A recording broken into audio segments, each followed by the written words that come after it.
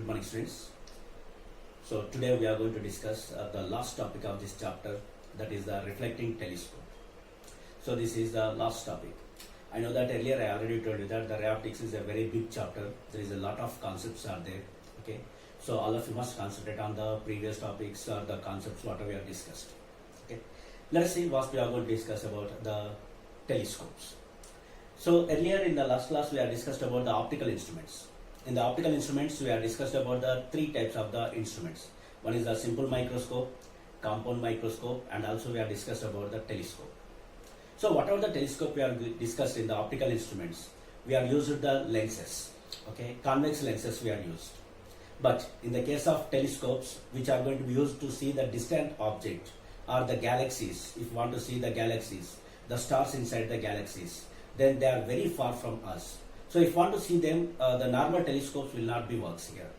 Because if you want to see the objects which are very far from us, we need to collect the more amount of light. So that's why instead of using these lenses, we are going to use the mirrors we are going to use.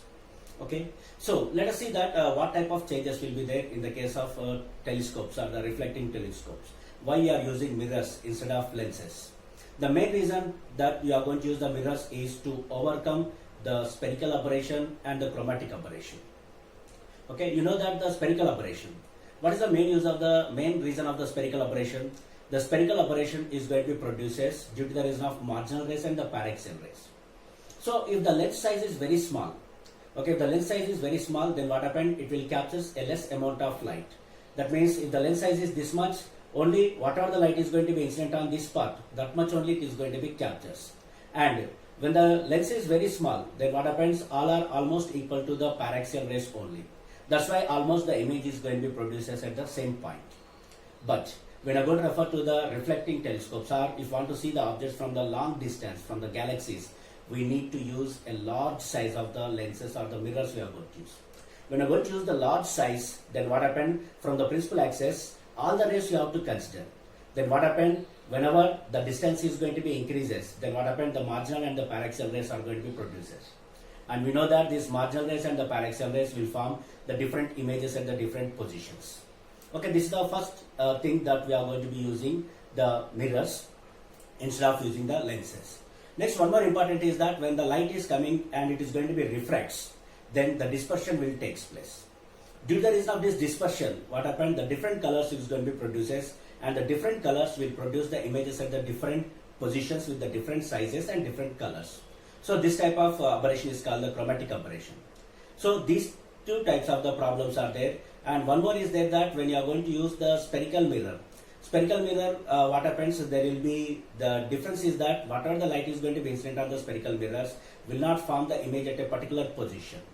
So that's why these are the three things you have to overcome to construct these reflecting mirrors. First one, the size should be very large, and we have to eliminate the spherical and the chromatic aberration.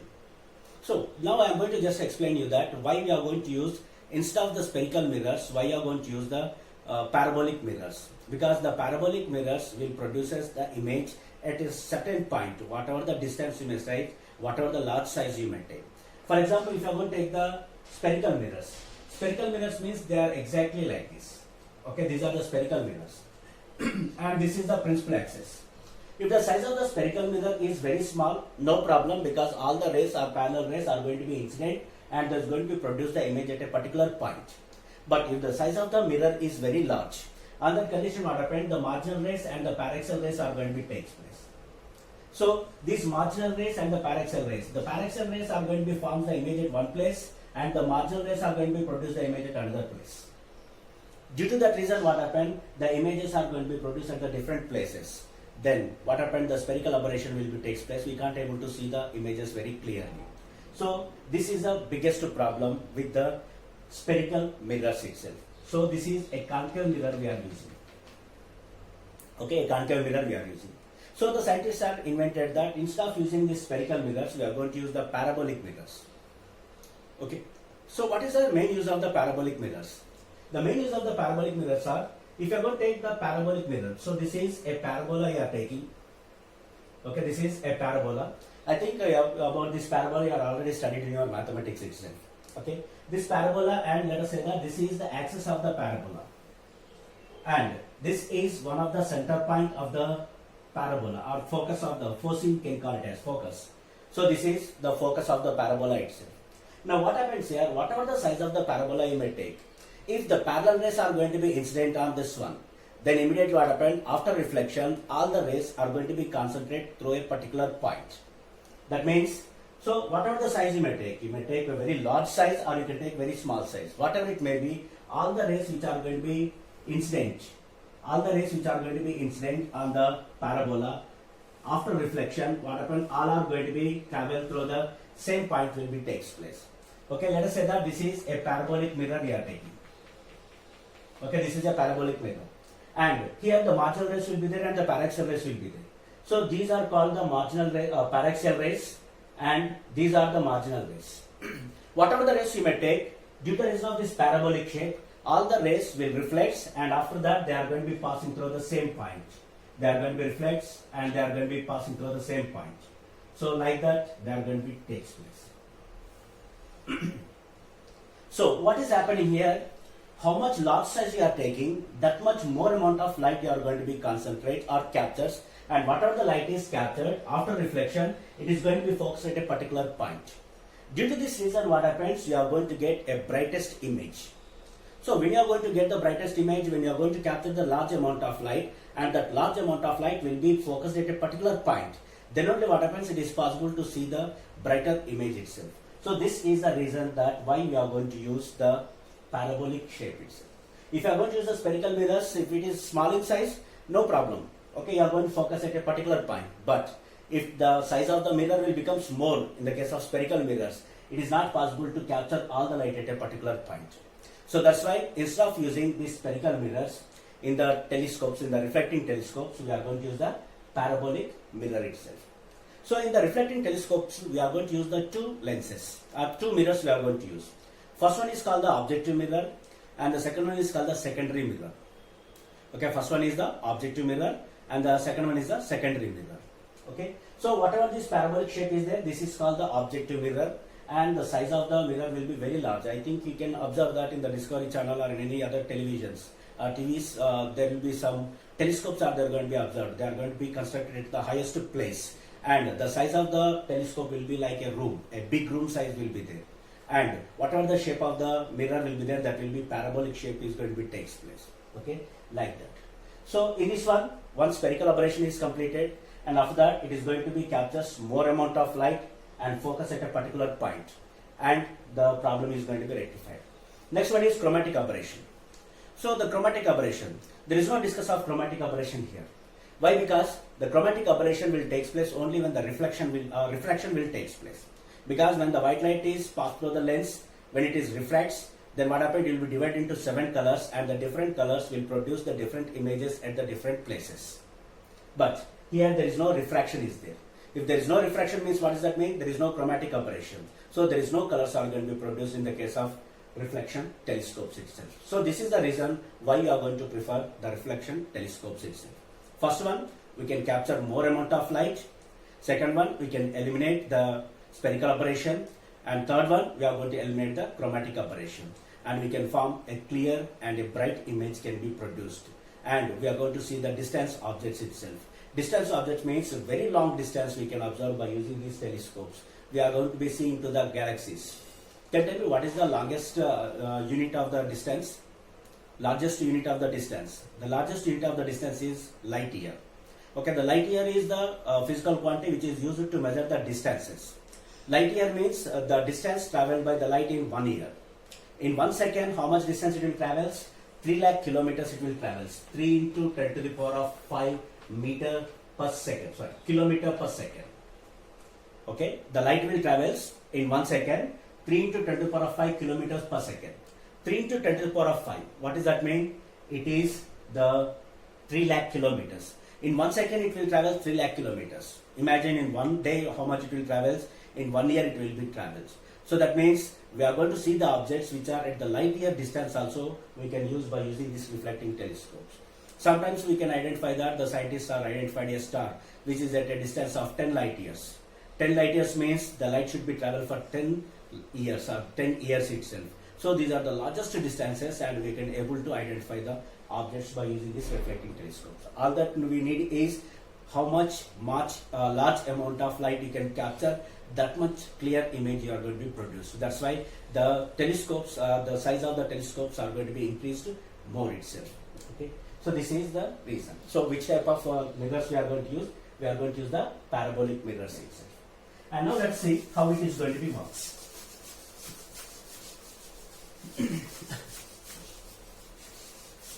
Right.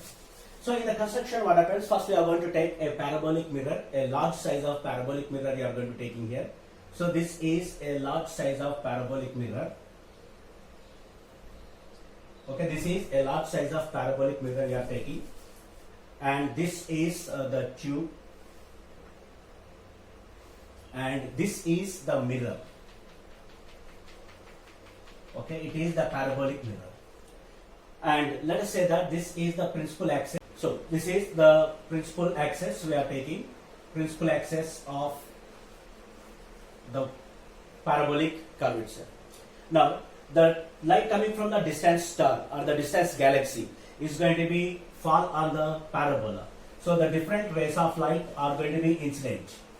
So like that, the different rays of light are going to be incident on this parabolic part. So how much large surface will be there, that much more amount of light is going to be captured, and that much bright image is going to be produces itself. So whatever the rays of light are going to be incident here, they are going to be travel, and after reflection what happened, they are going to be passing through a particular point itself. So after reflection, this rays of light is going to be incident here, like that. The different rays are going to be concentrated at this point.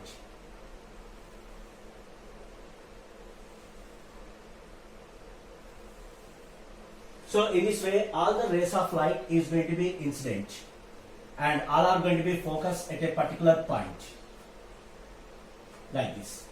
So what is happening here? Whatever the light is captured here, falling on the parabolic mirror, and after reflection, all are going to be concentrated here. Then at this particular point, a bright image is going to be produced. And if you want to see this bright image, then if you want to place, we are going to see the eyepiece. To see this image, we are going to use the eyepiece. In case if you want to produce the eyepiece at this place, then what happens? The size of the mirror is very large. That means you are going to climb up to here in between this place, and here you are going to see it will become a little bit difficult to see the image or whatever the formed at this place. So that's why what happens, we are going to use a secondary mirror we are going to use. So as a secondary mirror, we are going to use as a convex mirror. Okay, we are going to use a convex mirror. Where we are going to use the secondary mirror? The secondary mirror is going to be used where the image is going to be formed exactly little bit before that point. We are going to arrange the convex mirror. So that means at this place, you are just going to use a convex mirror. You are going to be arranging here. A small convex mirror you are going to arrange. When you are going to arrange a convex mirror at this place, then immediately what happen, and you are going to make a small hole at this place. Okay, you are just going to a small hole at this place, and whatever the rays are going to be producing here, they are reflecting and they are going to be concentrated at a particular point. All are going to be concentrated at a particular point like this. And here the concentration will be takes place. Now listen very carefully. What happens here when you are going to take a large size of the parabolic shape, and if you are going to take a small hole at the center, that will not much more affect the total area of the surface of the mirror itself, because the area, the surface of the mirror is very large. On that very large, what happens, you are going to take a small hole at the center, and this small hole does not affect the light captured by this parabolic mirror itself. That's why here we are going to arrange a small hole, and what happens, you are going to arrange a mirror, convex mirror. Then immediately what happened, after reflection, what happened, these rays are going to be concentrated at here, and here the image will form. And here the size of the image will be very small in size. Okay, if you want to find out in enlarged size, what happens, you are just going to use an eyepiece at here, the magnifying eye lens you are going to be using, and then immediately what happens, you can see the object, whatever the size you required itself. So in this way, totally the reflecting telescope is going to be works here. Okay, if you want to see the image at this place, it is not easy. It will become very difficult. You have to climb up to this level. But if I want to form the eye lens at here, then we can construct a place to see the image at this place, and we are going to construct a magnifying lens here. By using this magnifying eyepiece, what happens, you can see the image whatever the size will be there. So this is the working of the reflecting telescope itself. In the reflecting telescope, without any spherical aberration, without any chromatic aberration, we can form a brighter image because we are going to capture a large amount of size. And the most important thing is whenever we are going to increase the size of the mirror or the parabolic mirror, whatever the material we are going to use will be very delicate metal, that means very light metal. So we can easily move in different directions itself. So there is a particular arrangement will be there that this arrangement can be moved in the 360 degrees. 360 degrees means at any point you can focus that lens itself. In which direction you want to see, in that direction what happens, you are just going to rotate it. Then what happens, whatever the light is coming from that direction, it will captures and it will produces the image itself. Okay, so this is the reflecting telescope. In the reflecting telescopes, what we are going to use, we are going to use the mirrors instead of the lenses itself. Okay, and the most important thing is, in this one, the two mirrors. You must remember, this mirror is called the objective mirror. Okay, what is the shape of the objective mirror is parabolic shape. And after that, this is called the secondary mirror. As a secondary mirror, we are going to use the convex mirror. And whatever the image is producing, for that one, you are going to use by using the eyepiece. So this is the eyepiece which can be used as the magnifying lens, so that we can see the image formed will be in larger size itself. Okay, so this is the working of the telescope. So by this topic, the ray optics chapter will be complete. So in next class, we are going to start the next topic, next chapter, wave optics. Okay, thank you.